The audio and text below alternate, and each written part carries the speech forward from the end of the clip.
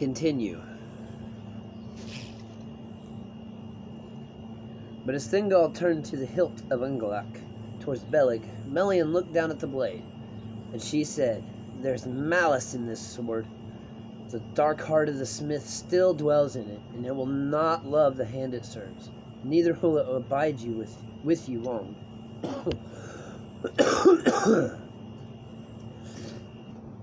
"Nonetheless, I will wield it while I may," said Beleg.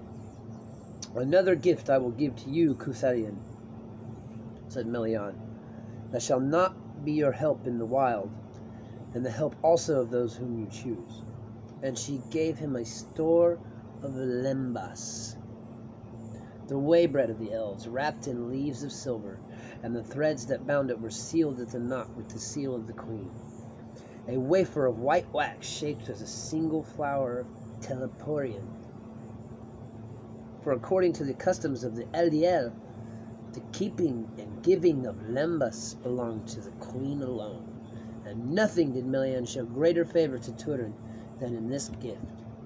For the Eldar had never before allowed men to use this way of bread, and seldom did so again. Then Beleg departed with these gifts from Mengroth, and went back to the North Marches, where he had his lodges, and many friends. Then in Dimbar the orcs were driven back, and in Anglak rejoiced to be unsheathed. But whenever winter came, and war stilled suddenly, and his companions missed Beleg, and he returned to them no more.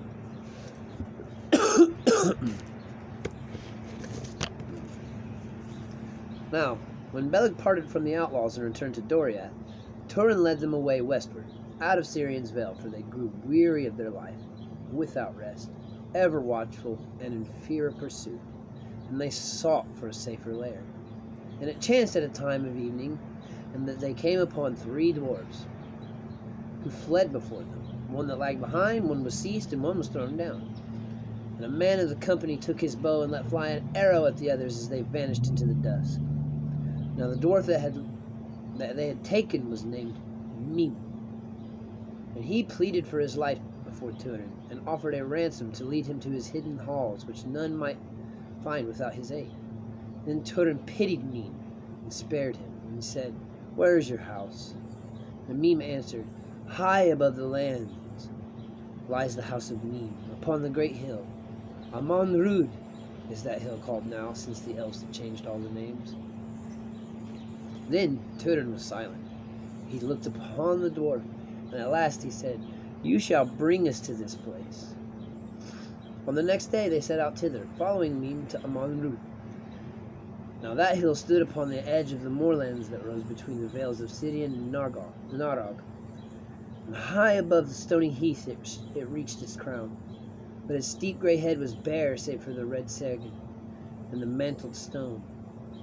As the men of Tüor's band drew near, the sun westering broke through the clouds, and fell upon the crown, and the stergan was in all flower. Then one among them said, "There is blood upon the hilltop." But Mim led them by secret paths upon steep slopes to Amon, and at the moment his cave bowed to Tüor's. At the mouth of his cave he bowed to Tüor, saying, "Enter into Barandanweth, the house of ransoms, for so shall be called now." And now there came another dwarf bearing light to greet them, and as they spoke together, and they passed swiftly down into the darkness of the cave, but Tüor followed after, and came at length to a chamber far within, lit. Mim kneeling at the stone couch beside the wall, he tore his beard and wailed, crying one name unceasingly. And on the couch lay a third. But Tüor, entering, stood beside Mim and offered him aid. Then Mim looked up at him and said, "You can give no aid, for this is Kim, my son, and he is dead, pierced by an arrow. He died at sunset. Even my son has told me." Then pity rose in Tüor's heart, and he said to Mim, "Alas, I would not recall that shaft if I could. Now, Barandanwa, this house shall be called in truth, and if ever I come to any wealth, I will pay you a ransom of gold for your son in token of sorrow, though it gladden your heart no more."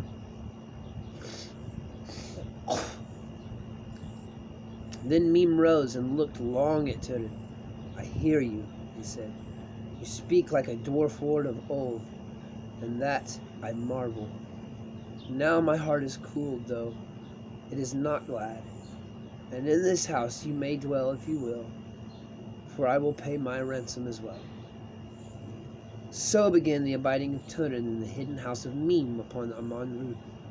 And he walked on the greensward before the mouth of the cave, and looked out east and west and north. Northward he looked, and described the forest of Bethril, climbing green about Amon Bul in the mist. And thither his eyes were drawn ever again, he knew not why, for his heart was set rather to the northwest, where league upon league away on the skirts of the sky it seemed to him that he could glimpse the mountains of shadow, the walls of his home. But at evening Tüor looked west into the sunset, and as the sun rode down the red into the hazes above the distant coasts, and the vale of Nodog lay deep in the shadows between. Pause again. Sorry, I apologize.